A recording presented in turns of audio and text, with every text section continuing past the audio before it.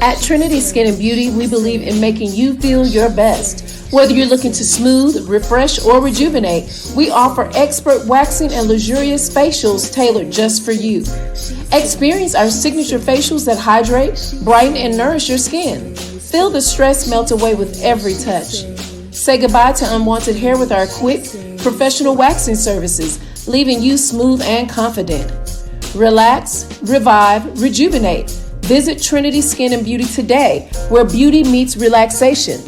Call Calandra today at 601-953-9476 and book your appointment. And oh yeah, tell them Sonia sent you.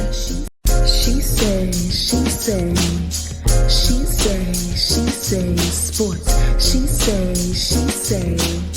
She say sports.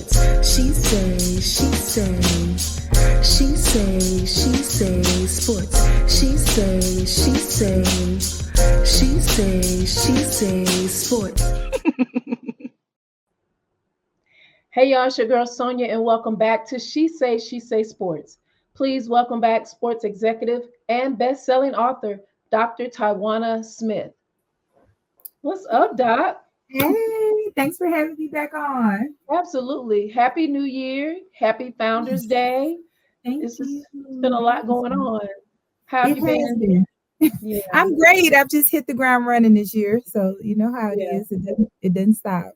It does not stop. That is absolutely true. So speaking of it does not stop, Tawana, with the new year comes new resolutions and goals. And one of those goals for the upcoming year is usually like about money and budgeting. So I'm gonna ask you a few questions because, including myself, a lot of people want to know how to get on the right ball and the right track when it comes to budgeting. So when one has specific financial goals for the upcoming year, how do they plan to achieve them?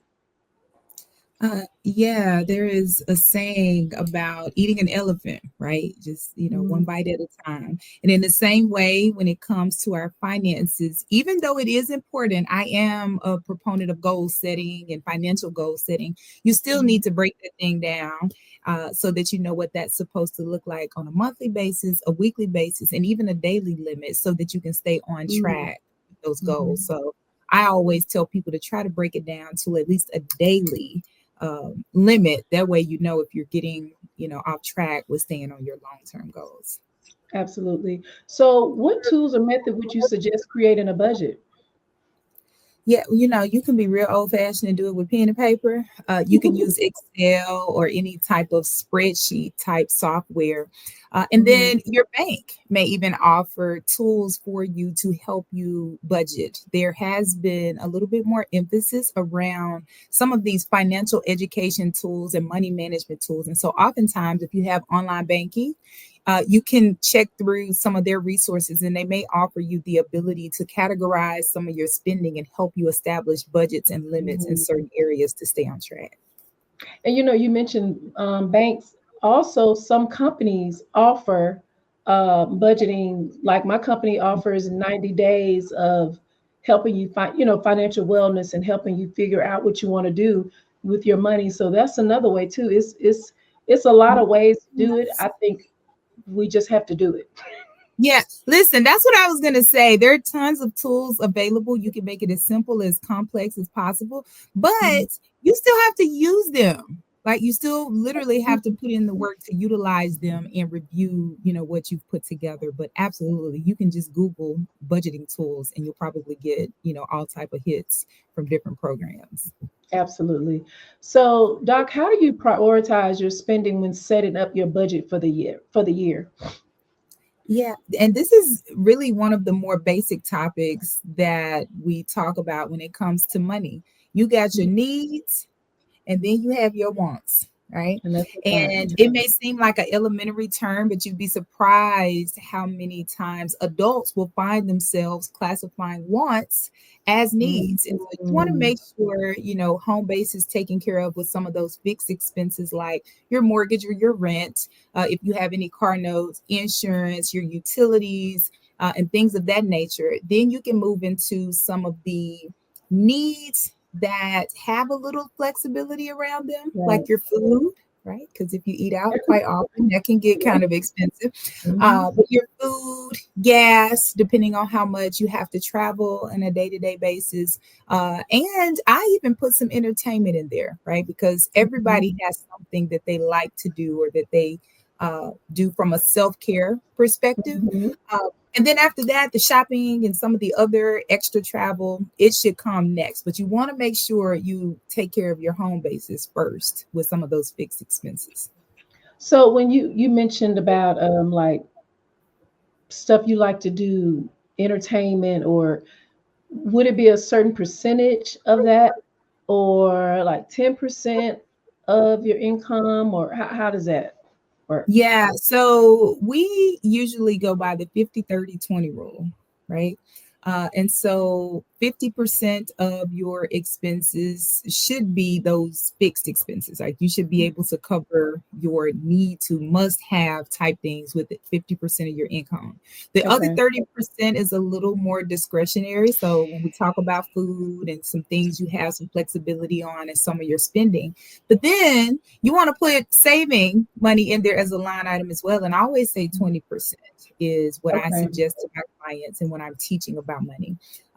You want to try to save some money as well, especially if you don't have a healthy savings, an emergency fund in the event that life happens, which it does. It And does. you can build towards some other goals. But 50% expenses, 30% some of your discretionary spending, and then 20% towards savings. So you kind of answered, I guess you kind of answered this next question. I was going to ask, how do you approach savings when budgeting? So you kind of Yeah. answered that for the most part. So should the focus be more on short-term goals or long-term goals? Well, I'll answer that in a second, but I want to address that question. Okay. Savings should be a bill. Like that should be a line Mm, item on your expense report, and you should absolutely pay yourself first, right? okay. Oftentimes, we pay all our bills and we spend all our money, and if we have something left, then we deem that we have something left to save. What about taking that off the top? You still have And to treat it handle as a your daily bill and treat it as expenses. a bill. Right. Right. Treat it like a bill. That's an expense item on your budget. 20% toward my savings. Mhm. And you go down from there. And what you'll find, you'll make adjustments around some of that discretionary spending to almost force Mm, yourself to save. gotcha. A large part of dealing with money is the psychological side of things. And I remember when I started in the sport industry and working with athletes, that was one of the first lessons that I learned that sometimes you have to help people protect themselves from themselves, right? Gotcha. And we're human. We have tendencies to overindulge, overspend. And so if you know that about yourself, because Hmm. nobody should know you better than you need to go ahead and pull that off the top. All right. So I did want to put that note about how to handle your savings. Pay yourself first and make sure it's down as a bill on your expense report. And it's interesting because the food, like you said, we spend so much money eating out, and I usually try to cook. So I put some red beans and rice in the crock pot Sunday. All right. My sister came over and she ate Monday, Tuesday, Wednesday. I was like, Stephanie, I'm trying to have this for work, and I don't mind because she cooks all the time, and I eat at her house all the time. But I think it was Tuesday night. I mean, because I only had one bowl left and I was going to take that to lunch yesterday. And I was like, well, it was so cold. Oh my gosh, it was so Yes. cold. I did Perfect not weather. feel like going out. And I spent $25 on DoorDash. And that bothered me because I'm like, And that's just you for you. just for me. So you Because the think DoorDash, about you got the tip, you got the the fees. extra, yes, right? Exactly. And But you it, think about that for a family. You think about that for people with absolutely. children, where that number could be $50 to $60 easily, Or and then you more. multiply that over the course of a week, right? And so if we're saying $60 a meal for the evening meal, 5 days a week, that's $300. You do that for the month, you're already at $1,200 just off of one meal, no One leftovers, more. so it adds up a lot faster than we oftentimes realize. And so taking the time to sit down and take a look at where we can shave and be more efficient Mhm. will definitely save us money in the long run. Absolutely. I was pissed at myself. But I'm like, you would have saved $10 that you just went picked it up. But still, Right. so you live and learn. So, Right. Doc, should the focus be, oh, yeah, back on that. Should the focus be more on short-term goals or long-term goals? Right. So your attention should be on both, right? Because you need the Mm, long-term goal in place in order to establish the short-term goal. But I okay. say your focus should be on the short term. And this is why, particularly as we get into this technologically driven lifestyle where we have so much information and power at our fingertips that it Hmm. makes us speed up our thinking, speed up the way we Right. live life. We're driving fast, everything is faster. And so, in that, our vision sometimes gets shorter. And so, even if you Right. set an annual goal to say, you know what, I want to save, $10,000 this year. Okay, just coming up with a number. What does that look like? Right? Like, how do you know? Do you know how easy it is for you to get off track and still indulge in some things? Maybe saving a little money, but not what you need to stay on track for the long term goal. So, when I Right. talk about focus, you need to focus on what you're doing in the short term, which is why I suggest breaking that thing down into a weekly and even a daily goal. So if you go over Hmm. today, tomorrow I'm gonna have to bring my lunch. Okay. I'm gonna have to find something in here to eat. I'm not gonna be able to eat out again because I've gone out and treated myself, on this first night. Right. Focus on the short term, but just make sure you have short term goals that will lead to you being able to accomplish and keep you on track for your long term goals. I love it. I love it. Absolutely. So, what advice would you give to someone who has never budgeted before? It's just Yes. something they've never done. Yes. While the technique of budgeting in itself is Mhm. not very comprehensive. I would probably encourage them to set their mind around the necessity of this step in their financial Mhm. journey. Right. Oftentimes we overlook it or we think that it's very minute or I can keep up with it in my head and all of Mhm. that. I would stress the importance of it and them carving out time every week, especially if you're getting started, every week to not just set your budget, but to go Mhm. back and evaluate if you actually stuck to those things and those limits that you put in place, right? And that's Mhm. usually where we get in trouble. We don't make the time to really monitor the budget after we set it. Mhm. That makes sense. Yeah, that is true. Mm. So, um, what challenges do you face when sticking to your budget, and how can you overcome them? Did I ask that Mm. already? No, no, no. Okay. And that's a good question. So one of the first things to note, and then I'll answer that, is Mhm. when you are creating a budget, particularly for the first time, what I suggest you doing, and I even do this now when I am reconciling things, I go back the last 3 months, right? Mhm. Pull bank statements. And I am in my credit card statements, and I'm looking at what I've done. I'm categorizing expenses. Mhm. And I often find, wow, I spent more money than I thought I did in that particular Mhm. area.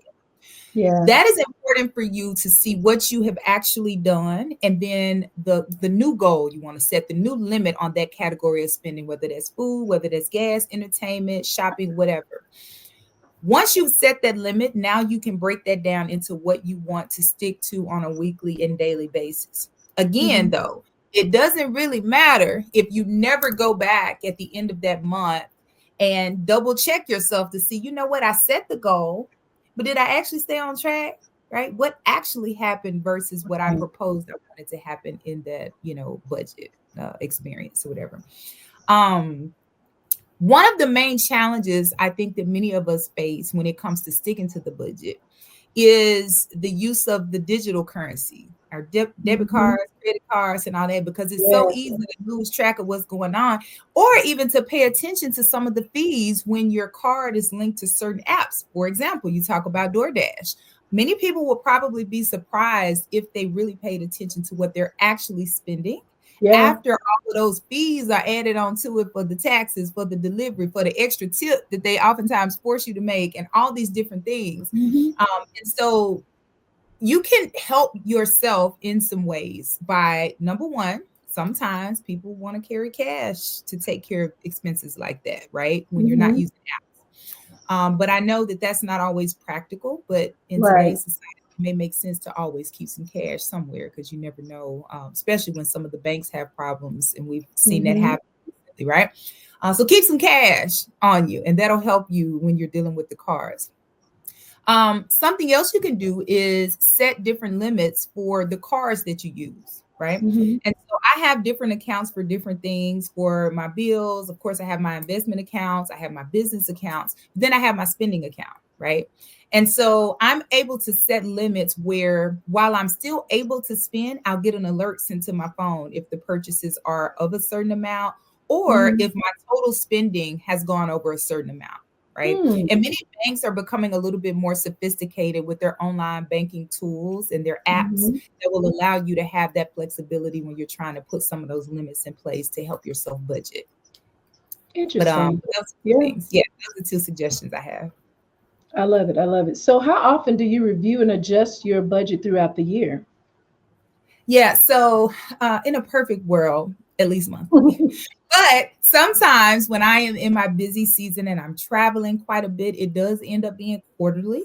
But Mhm. for the most part, I have gotten into a groove around the things that I spend money on, purchase. I can almost feel it, right? Like if my kids and I, if I cooked and we've got leftovers and I cooked a couple of days, but then Friday night, y'all on your own. Treat So there may nights. be, yes, and Mhm. maybe pizza night.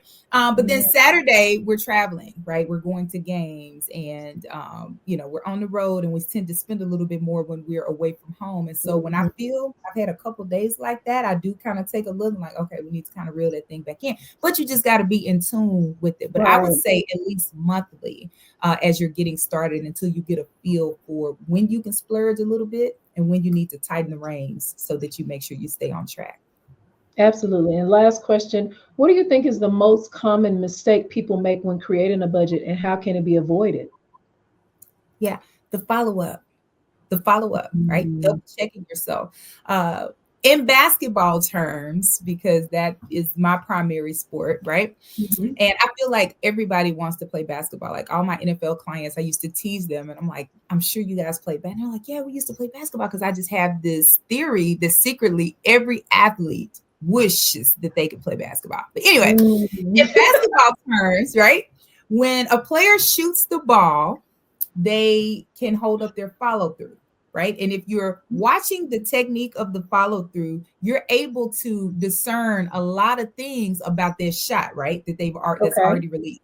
You can Mhm. determine if it's going to, if their hands turn a certain way, all right, it's gonna go left or right. If you don't follow through all the way, you may not have good arc, good rotation, but you can tell a lot about the shot and if it's going to Mhm. go in or have a chance of going in by what happens after the ball leaves your hands, right? Gotcha. In that same train of thought, the follow up after you've set the budget and you've gone through your spending cycle.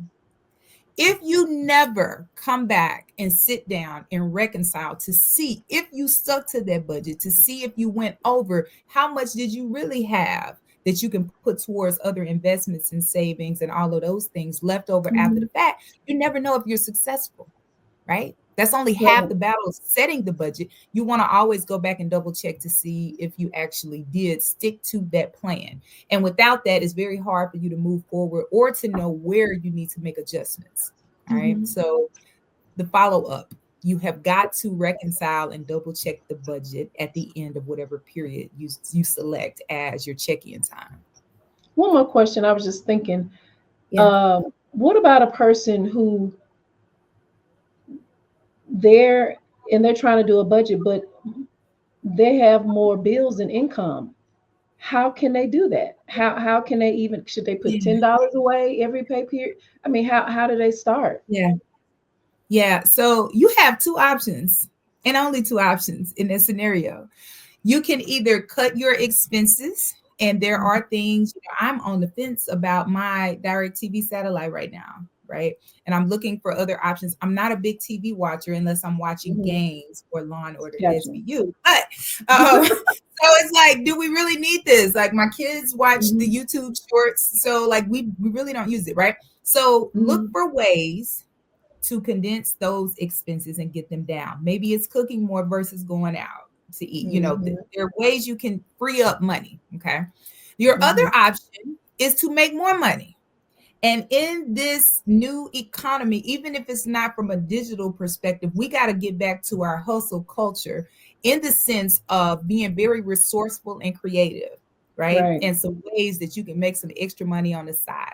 I'm a firm believer that we all have gifts and talents that the Lord has blessed That's us true. with, and we should find ways to share those gifts with the world, and we can make money doing it.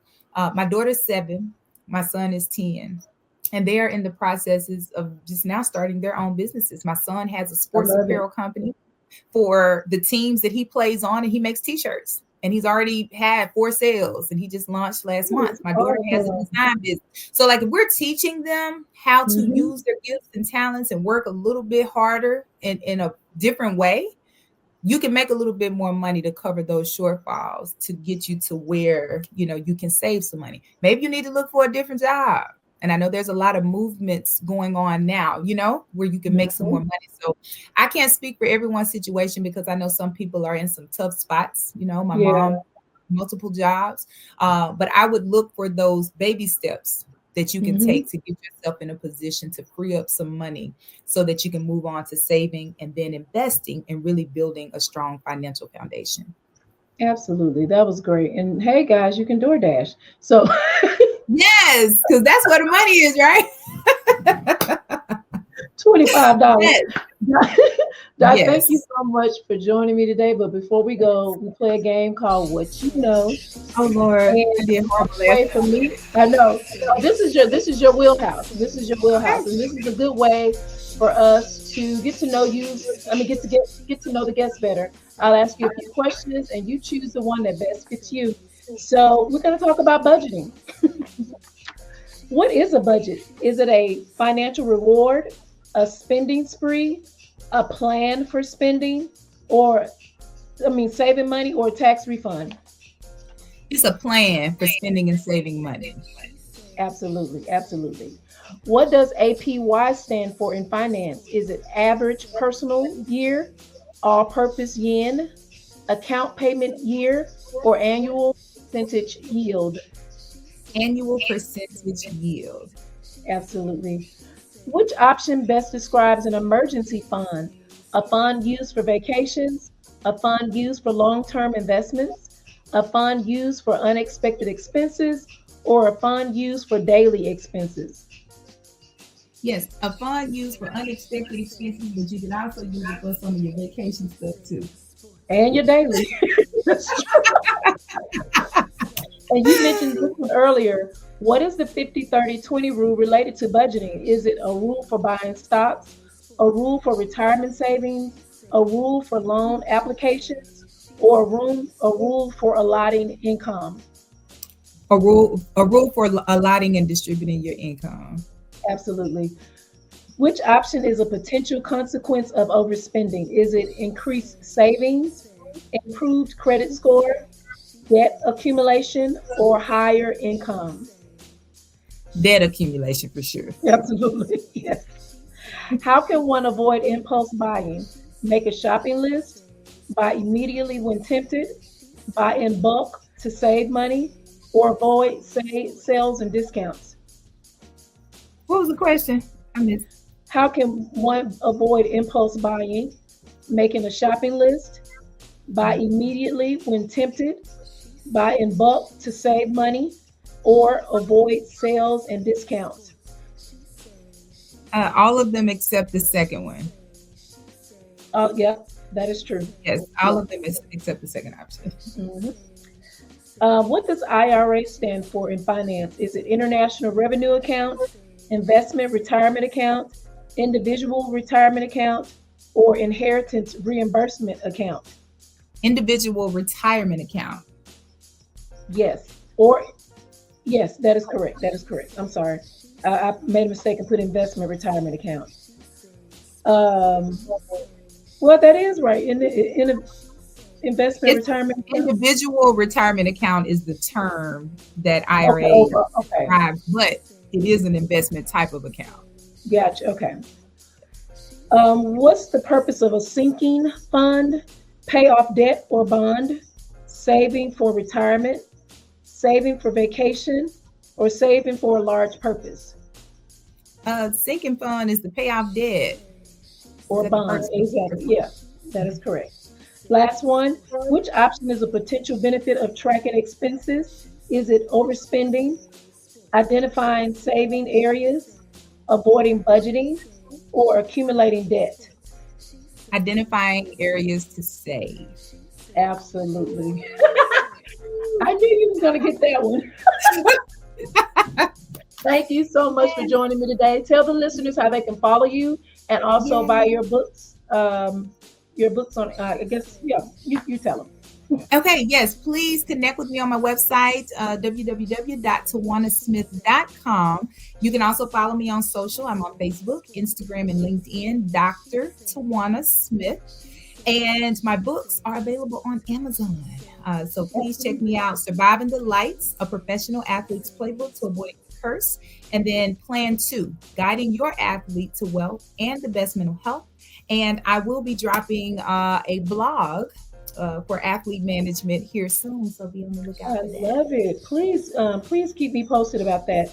And guys, you can follow me on Facebook at She Say Sports, Instagram at She Say Sports 23. And please subscribe to our YouTube page, She Say Sports. Well, that's our show for today. Until next time, this is Sonia and Dr. Tywanna Smith with She Say Sports. Yes. Okay. She say sports. She say sports. She say sports. She